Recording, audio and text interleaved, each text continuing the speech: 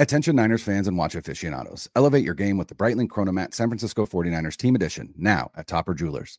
Celebrate the NFL's 104th anniversary with a Swiss-made timepiece that blends sophistication with sporting capability.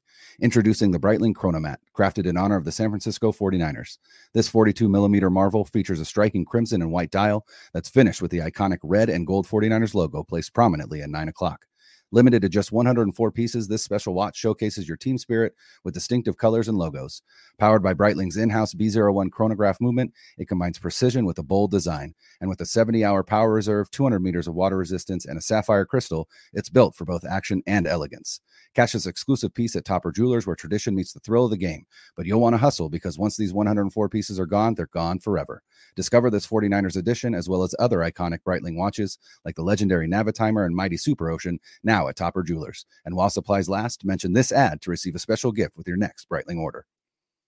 At Alma, we know the connection between you and your therapist matters. But if you're already feeling stressed and burnt out, the idea of trying to find a therapist you really connect with can be overwhelming. That's why Alma's focused on helping you find the right therapist for you. When you browse their online directory, you can filter your search based on the qualities that are most important to you. Then you can book a free 15-minute consultation call with any therapist you're interested in seeing, so you can get a feel for whether they're the right fit before you commit to a full-length session. Alma also makes it easy for mental health care providers to navigate insurance. That's why 95% of therapists in their directory accept insurance for sessions, so you can find care that's affordable without stressing about the paperwork.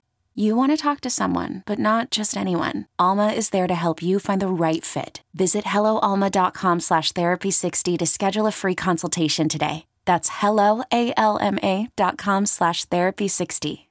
It's time to get in the zone. Time to get in the zone with the 49ers web zone. This is the No Huddle Podcast with Al and Brian.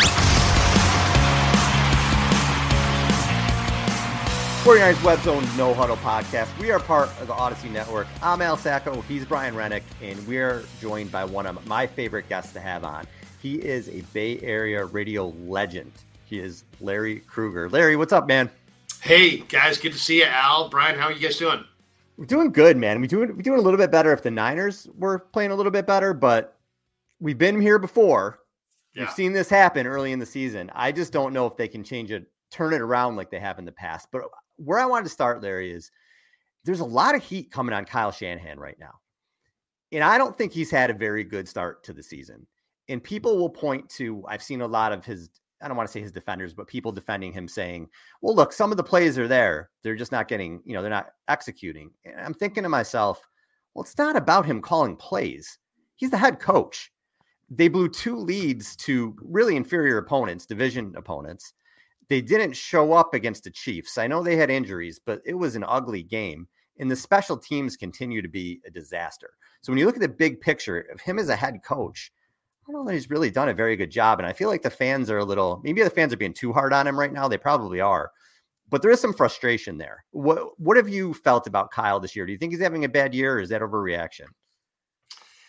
Well, I don't know. Maybe it's because I used to scout. I kind of come at things from a personnel side of things, where I tend to see it as a player-centric thing, good and bad, right? If you're doing well, it's because your players are good. If you're doing poorly, it's because your players are not good enough.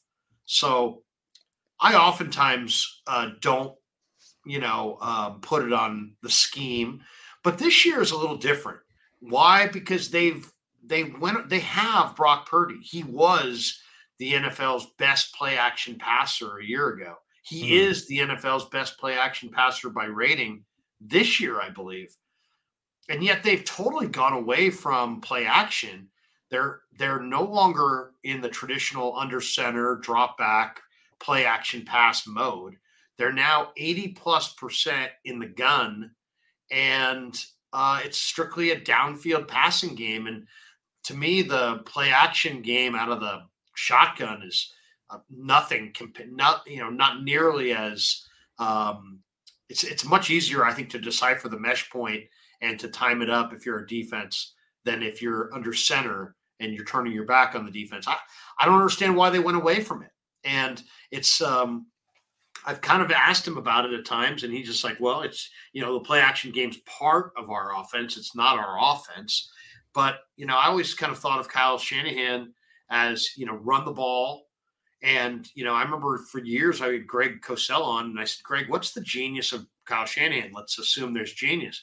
And he says, his genius is in his run pass fusion, as he likes to describe it. His play action game mirrors his run game.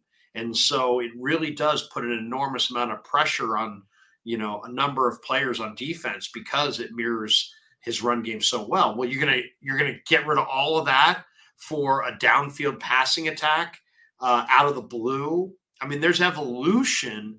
And, I've seen teams evolve, but I don't know that I've seen a successful team make such dramatic changes midstream for no apparent reason, or at least no reason that's apparent to me. Do you think that, it certainly seems like obviously this team misses Christian McCaffrey. Any team would miss Christian McCaffrey. He was arguably one of the, you could argue, front runners for MVP if it wasn't just basically a quarterback driven award now.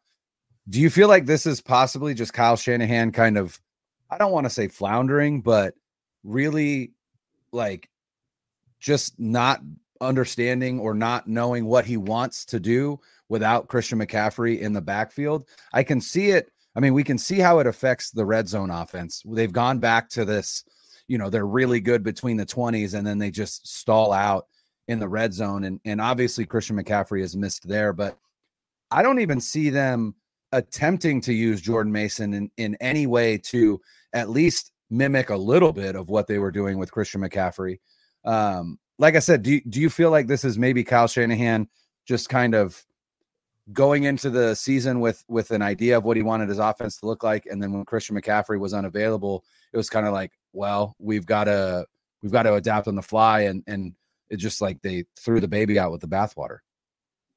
It may be for somebody who's football smarter than I to really be able to give you a concrete, deciphering of exactly where the Niners are and how they got here and what's really the issue.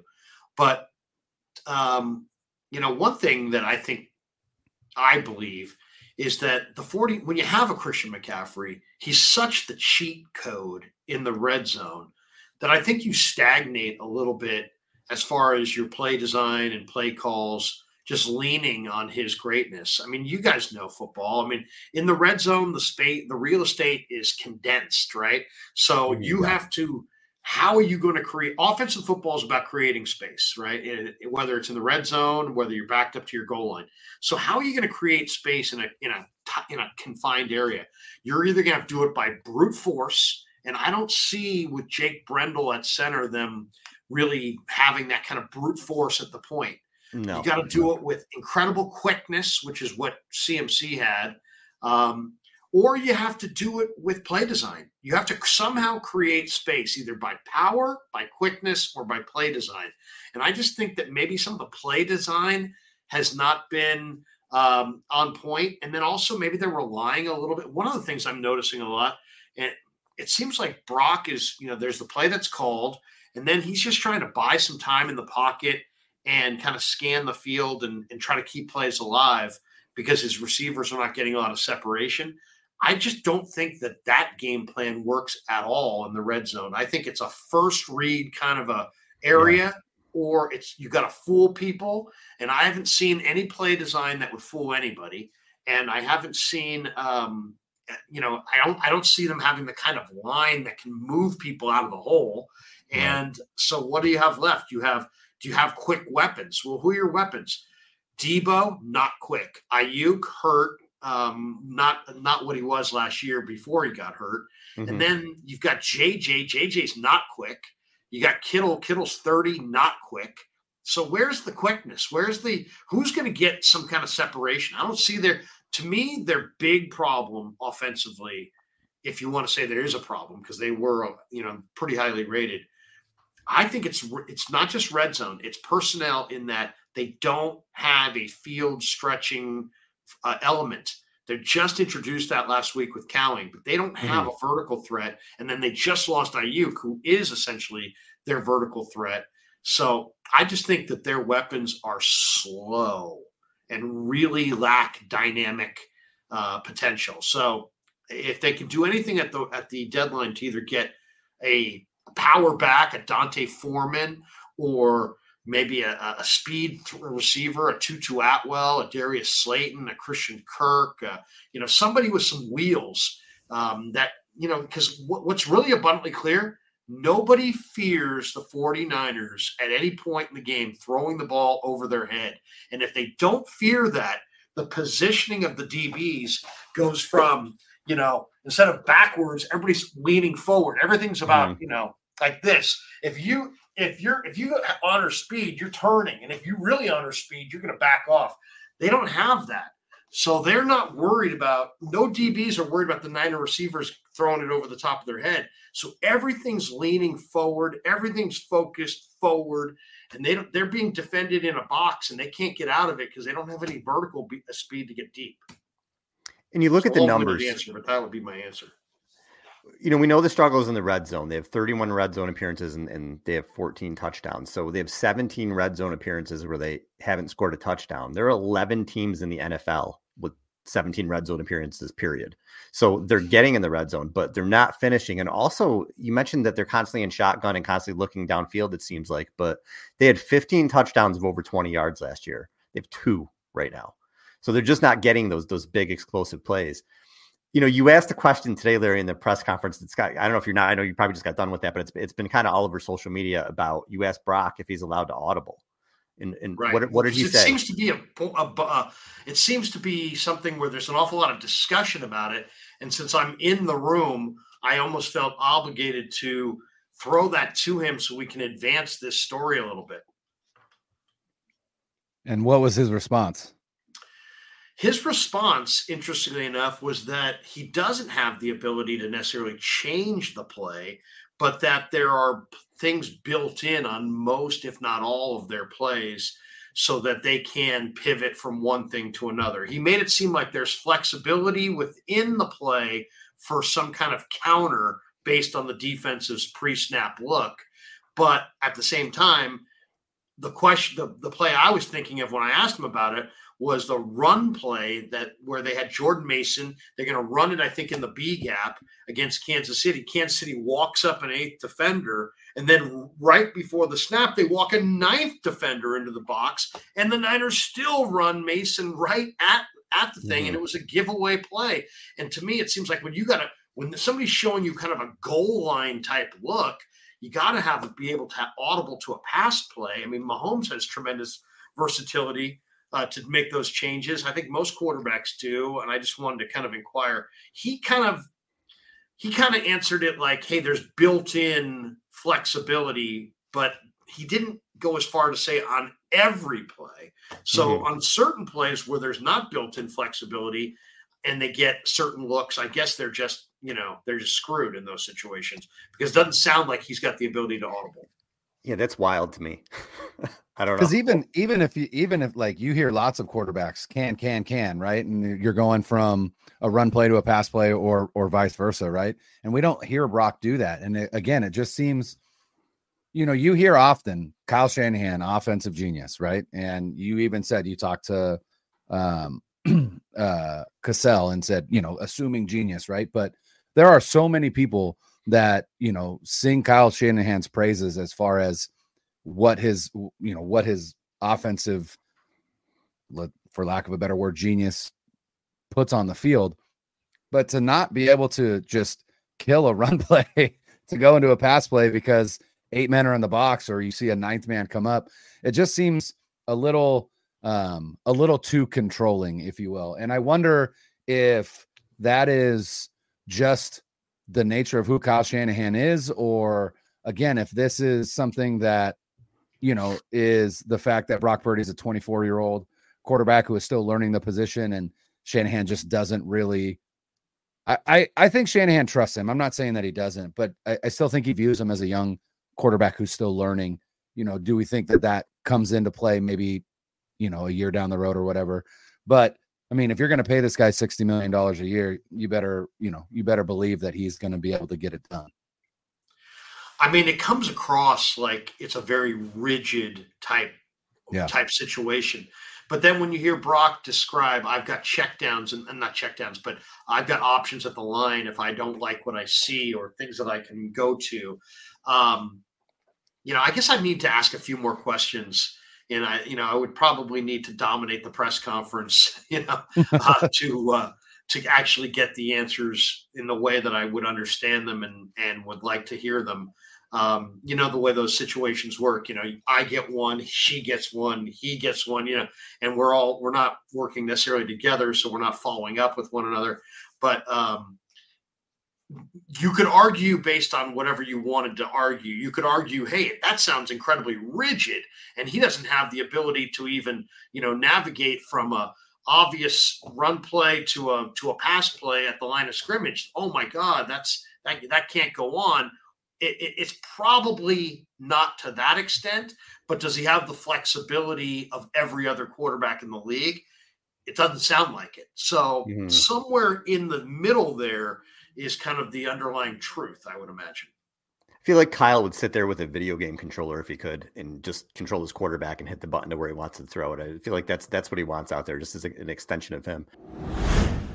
If you're in the market for investment-worthy bags, watches, and fine jewelry, Rebag is the answer. Rebag is a luxury resale marketplace where each piece is carefully vetted and verified by experts to ensure quality and authenticity. If you're in the market, use Rebag to buy and sell finds from the world's top brands, including Hermes, Chanel, and Cartier. Head to Rebag.com to get 10% off your first purchase with code REBAG10. Shop today at Rebag.com. That's REBAG.com. And use promo code REBAG10 for 10% off your first purchase.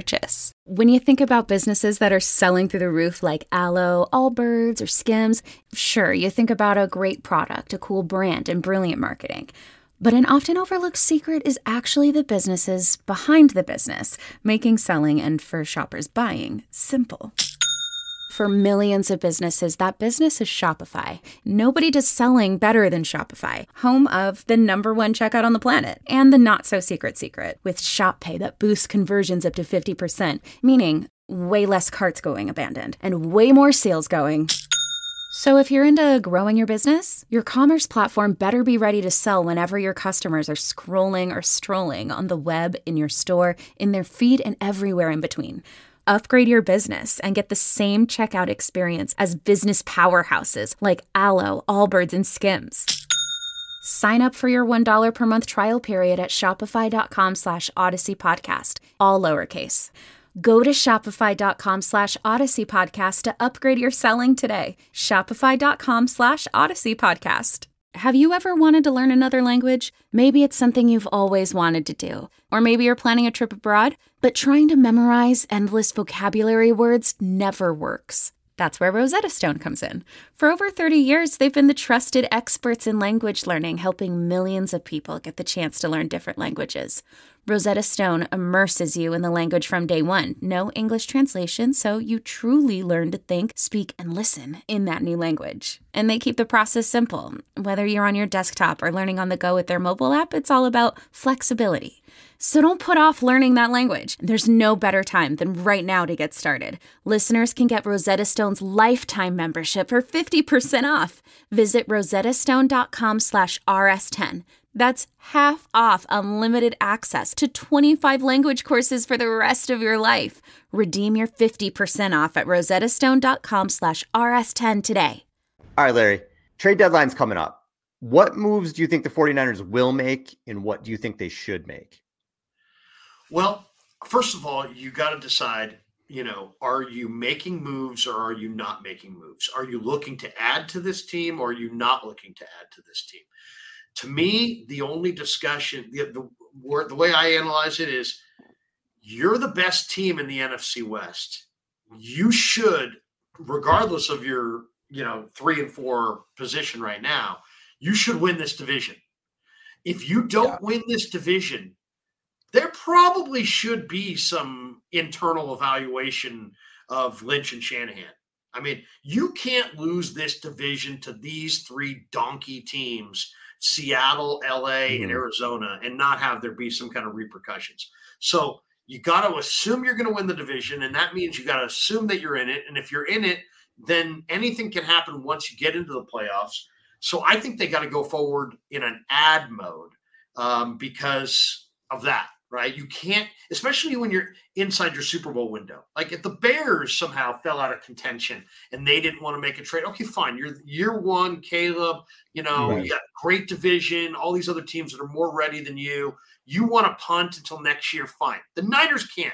The Niners cannot punt and say, well, it's not our vintage year, and then we have some injuries and Ayuk. No, you can't do that. You're going to win your division. You're going to go to the playoffs. What do I think they need? I think they actually need quite a bit. I think they need a linebacker because I don't want to rush Dre Greenlaw back. I don't think it's in his best interest to be rushed back. I don't believe in Winters. I don't believe in Campbell. I mean, Campbell, I just think, my God, if I could cut Campbell, I would have cut him. I would have given him a bus ticket out of town 3 weeks ago.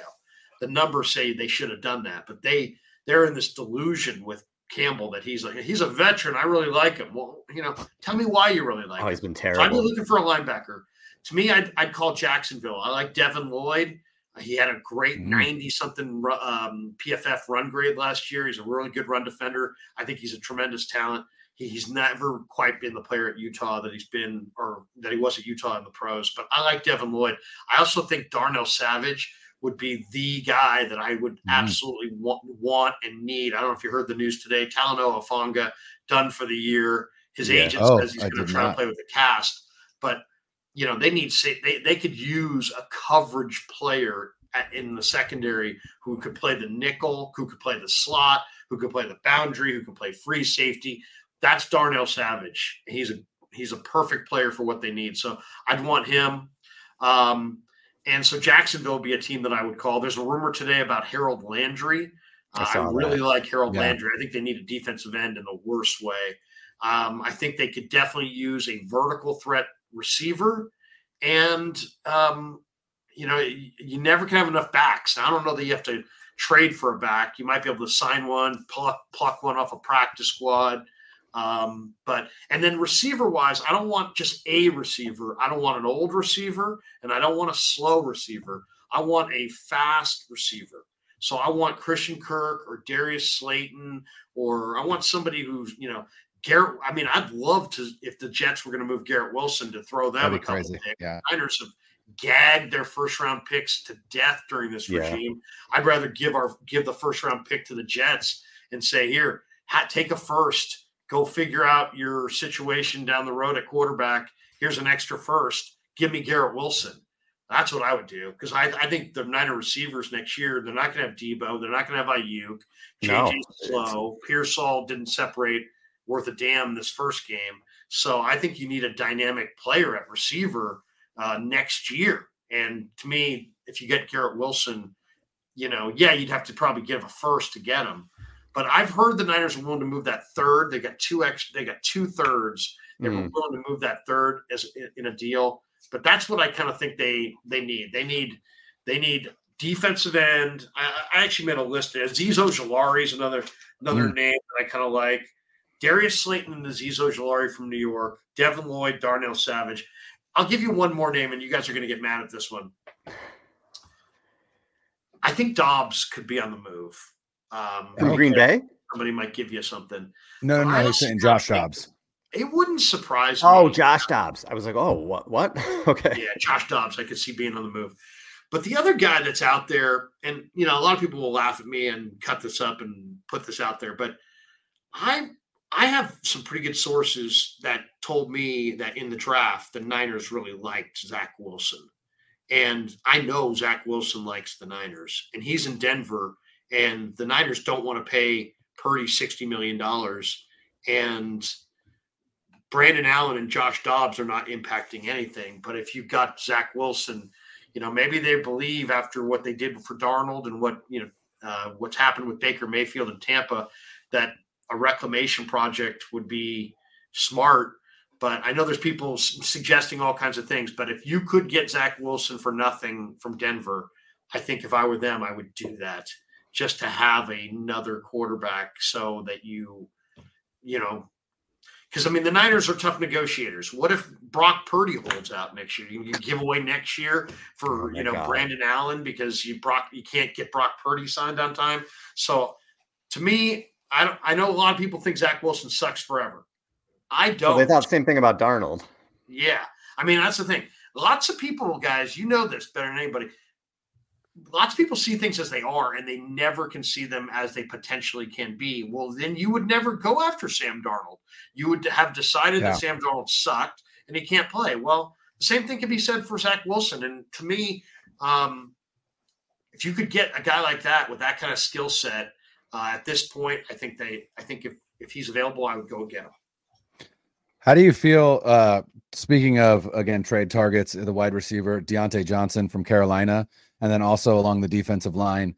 I know that Tua is about to come back, and maybe Miami isn't, for whatever reason, might think that they can go on a run or whatever. But what about Calais Campbell from Miami? Well, Calais Campbell's really interesting. The only thing is, I think he's a tackle here. I mean, I don't think he's a defensive end here. But he's tough. He's big. He's a lot of ways. He's like Armstead. He's 6'8", but functionally very strong. Really, really good leader. Great locker room guy. I mean, you can never have enough D-line. It's like starting pitching in baseball. So I would never say never to a D-line addition. I'll say this, though, guys. Internally, Evan Anderson is really turning heads here. This kid is doing a lot of really good things. Yeah, he's anchoring against the run. He's got quick feet. In a lot of ways, it's a very, it's like I didn't see it at first. I saw a guy who looked kind of out of shape and this. He's got a lot of the DJ Jones traits that we all loved in DJ. Enormous strength, ability to anchor, strength in the upper body to split double teams with ease and just kind of throw guys around. Super quick feet to have the ability to actually put a little bit of heat on the quarterback. He's a nice player. And when he kind of redoes his body a little bit in the offseason, I think Evan Anderson next July is going to be like, whoa, look at this guy. They were smart to give him $280,000. Chris Kaceric's got a great eye. The first name you mentioned was Deontay Johnson, the wide receiver from Carolina. I love Deontay Johnson. He was ESPN's 7th highest. They have that all-encompassing wide receiver stat, and he was the 7th best wide receiver in pro football, according to ESPN last year. You also, Deontay Johnson, what has he done? I mean, who's he played with? He came into the league. He had old man Roethlisberger. He was a shell of the Hall of Famer that we remember. Then he got Kenny Pickett. Now he's in Carolina. Bryce Young's horrible. Andy Dalton's only a little bit better. He's never actually done it with a good quarterback. And he's consistently productive. Now, he's not very big, and he's not enormously fast. He's, you're talking about 5'10" and change, and probably a low 4.5 guy. But he knows how to run routes. He can get open right now. He can beat man coverage. You can put him in a bunch of different spots. Yeah, I like that name. That's a good name. Deontay would be a fantastic one. Carolina is a team that has probably a couple guys that could help them, but he absolutely could. You know what's not going to be able to get out of my head now, because you're 100% right. When you look at next year, this team went into the season with Debo, Jennings, and Ayuk as your wide receivers, and you're like, oh, they got great wide receivers. And now when you look at next year, you're right. I don't know who the hell their starting wide receivers are, because Ayuk's not coming back probably until he's not going to be himself anyway until halfway through the season. You would hope. That's terrifying. I'm going to lose sleep over. I'm not going to stop thinking about that for days now. Well, that's why when you hear me say, hey, go trade a number 1 for Garrett Wilson. I know people will be like, dude, don't trade. They don't need more receivers. No, it's like, you're not looking at this right. Ayuk's going to be gone for like the way Klay Thompson was gone. He got hurt in the finals. He missed the entire next year. That same thing's going to happen here. Ayuk's at best is probably going to be back like Thanksgiving of next season. Yep. So you're not going to have Ayuk at all in training camp or at all while the meat and potatoes of your playoff run are being decided. You're not going to have Debo most likely. Kittle's going to be 31. And then Pearsall, he's a great story, but he might not be a great football player. We don't know. We have no idea. I know he's a big name guy and everybody loves him, but there's a chance he can't play. I hate to say that to people, but that's the truth. And then Jacob Cowing is a smallish, player, and I think he's We know he can play, but he's also very small. So, I mean, they're going to have to add a receiver, no doubt, in the offseason somehow, some way.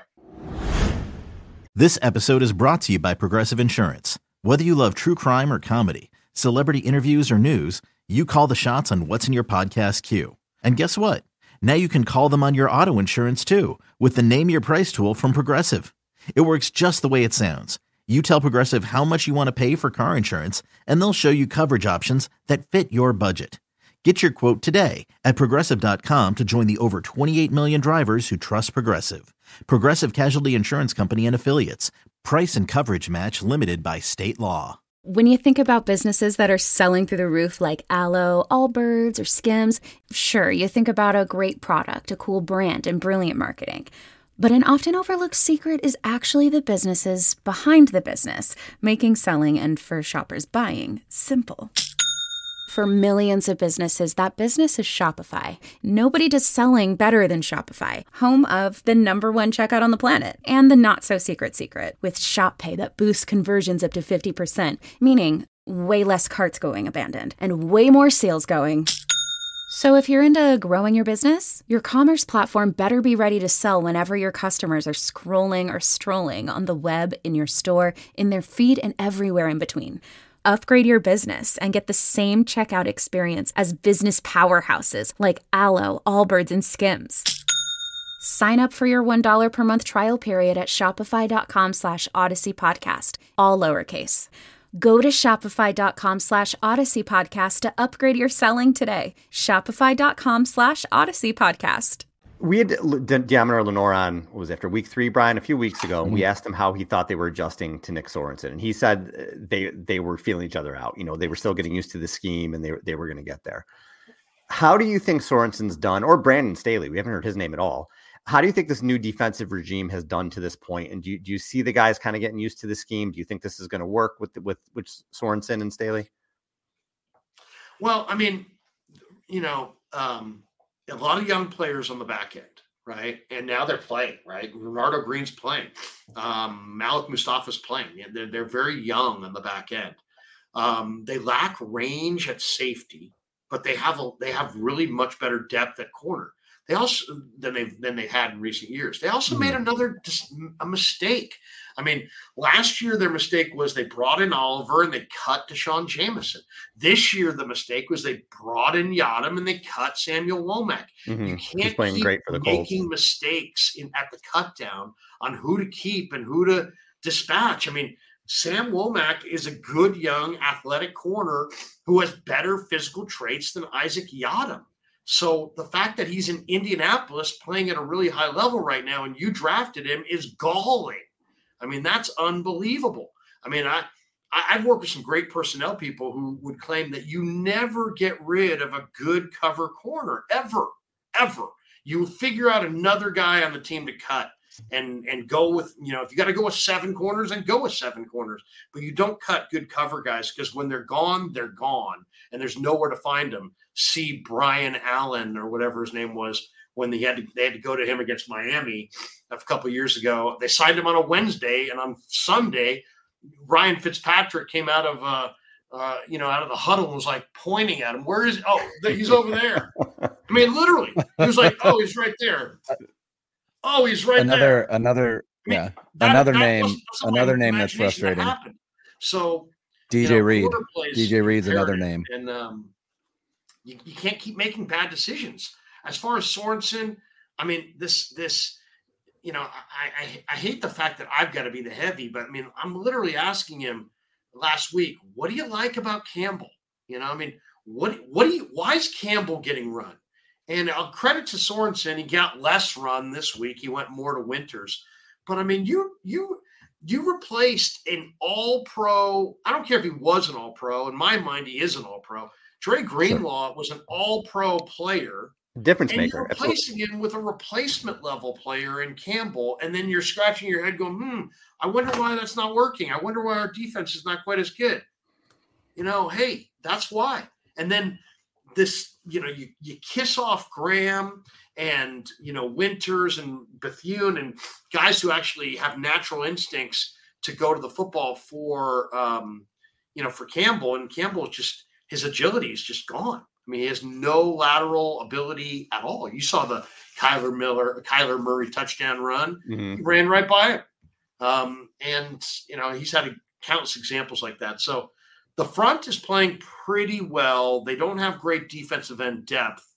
I like the addition of Jordan Elliott. I feel like Jordan Elliott has given them a big war daddy in the middle who's strong. He's very strong at about 310. So I like him. I like Collins. I don't know that they're difference makers. There's no Chris Jones in there. That's for sure. And I think Bosa has been a little up and down.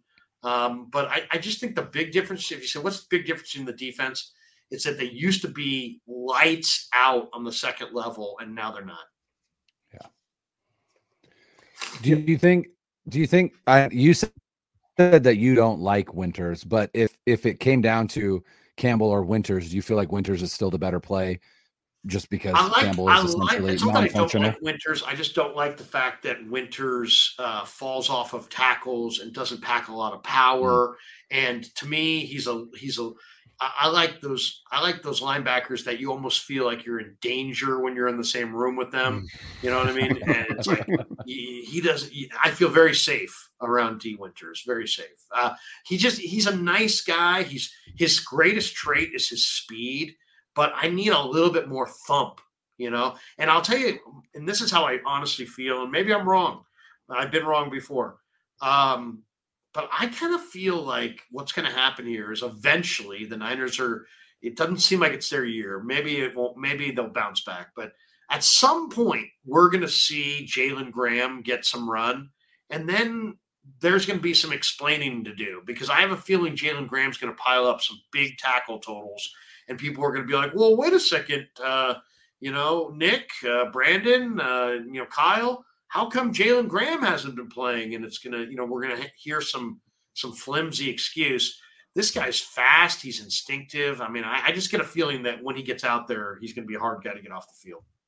I remember the year that he was drafted, Scott McLuhan, I don't remember who, I think it's Matt Barrows. Yeah. Always sits down with McLuhan after the draft. And Jalen Graham was one of his favorite picks from that draft, that 7th round linebacker out of Purdue. McLuhan liked him a lot. He played a hybrid safety linebacker role. When I asked Steve Wilkes, about him last year, he's like, yeah, he played this hybrid role. So he's kind of coming along a little slower than D. Winters is. But I mean, I'll tell you, man, I saw, he took a couple of bad run fits in the preseason, but he also makes a lot of tackles. He's always around the ball. He flies around. He's pretty instinctive. He can kind of get through the trash and kind of sift through and make tackles. I was disappointed when the Commanders and Adam Peters picked him off, and I was thrilled when the Niners grabbed him. But I got to see him on the field at some point, so I'd like to see it. This is a huge game coming up against the Cowboys for both teams. Dallas needs this win. The Niners need this win. The Niners cannot go into the bye 3-5, not with what their schedule looks like after the bye. And Dallas they've been terrible at home. They've won some games on the road. They need to turn it around too. How do you see this matchup for the Niners? Is this a game that they can bounce back, or are the Cowboys coming off a bye going to give them all they can handle? Well, I mean, there's a couple things at play here. One, Cowboys have a huge rest advantage, and we're now at the part of the season where rest is starting to matter more and more and more. So, I think the Cowboys are just a bad matchup. I mean, I think the 49ers are just a bad matchup for the Cowboys, right? Mm-hmm. I mean, why? Because the Niners can run the ball and the Niners can stop the run for the most part. At least, there have been exceptions to that, but that's pretty much been their MO. Dallas can't run the ball and can't stop the run. They spent a first round pick on Mozzie Smith. He can't play dead. I mean, the guy, seriously, I mean, he's looks like Tarzan, plays like Jane. Yeah. He's terrible. They don't, how could a team that once had Tony Dorsett and Emmitt Smith not give a damn about a running back? I mean, anybody with a brain could see that they didn't have a running back. Zeke Elliott, Deuce Vaughn, the guy from South Carolina is, Dowdle. Dowdell. They get nothing. They got absolutely nothing. No running backs to speak of. And shocker, they can't run the ball. And then they haven't been a good run D for a couple of years. So yeah, I think it favors the 49ers. I wish the Niners still had a healthy Elijah Mitchell, because Mitchell really was phenomenal against Dallas at just kind of sifting through and knowing how to pick up all those extra yards.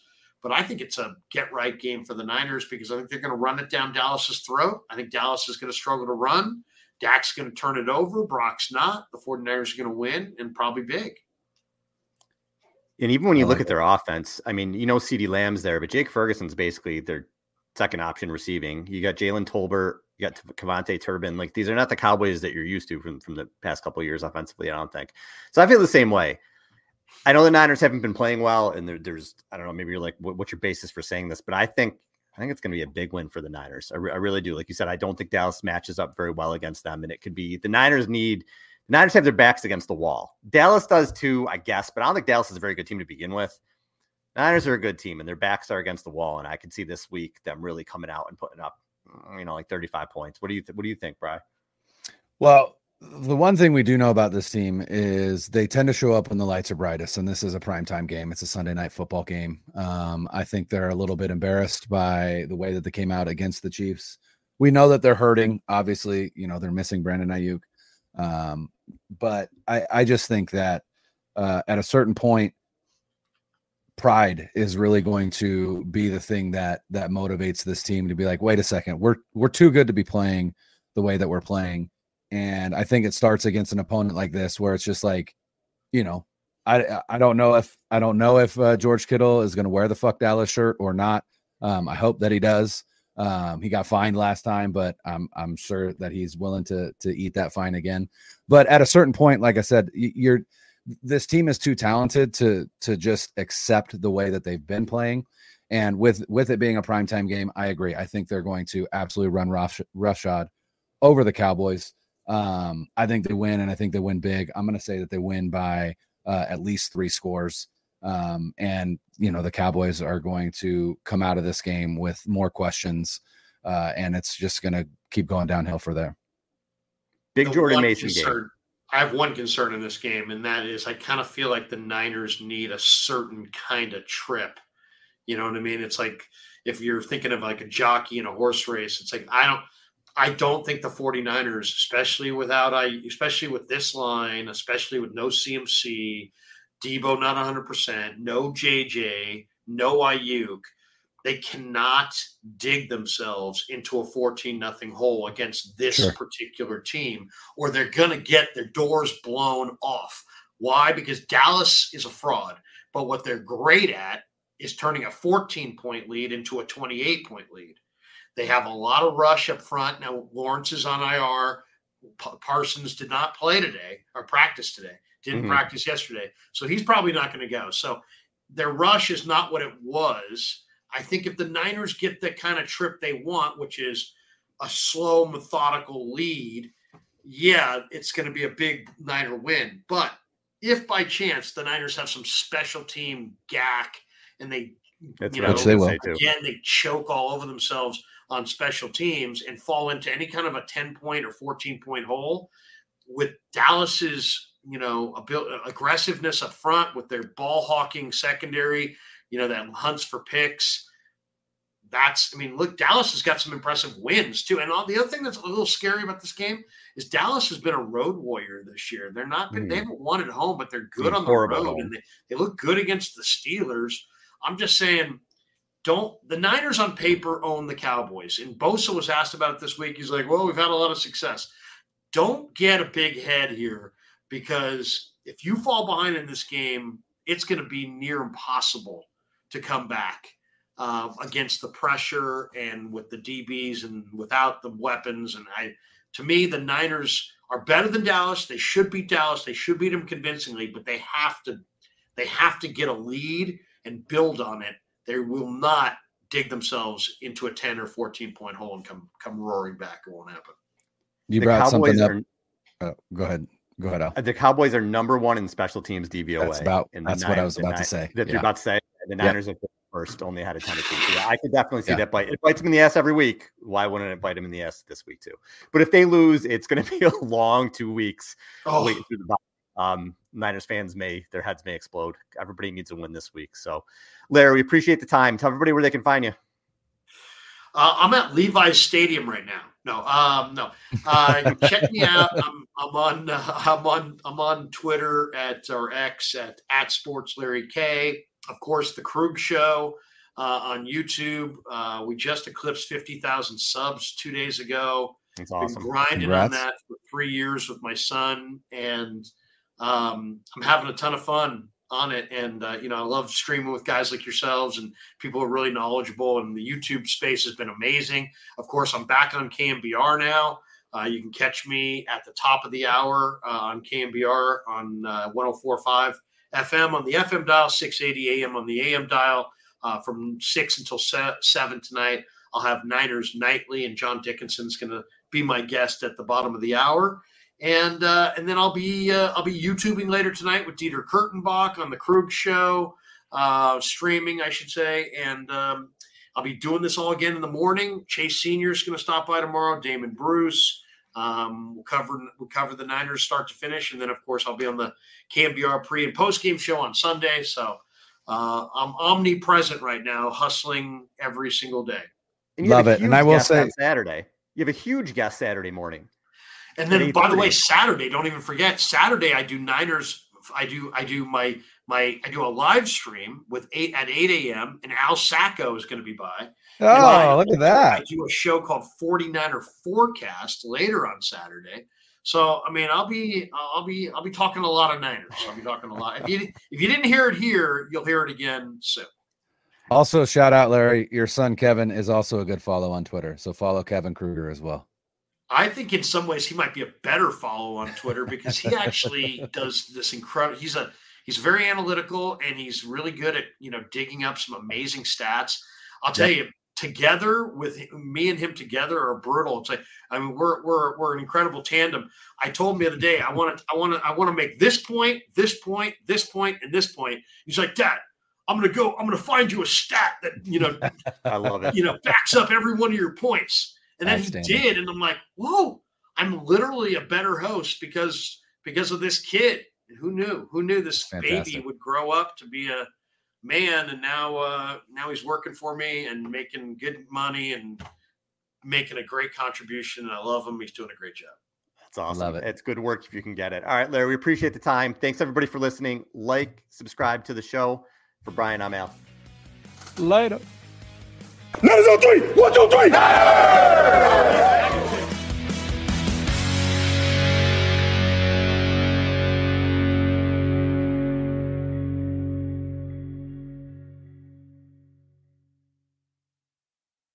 .2400 Sports is an Odyssey company.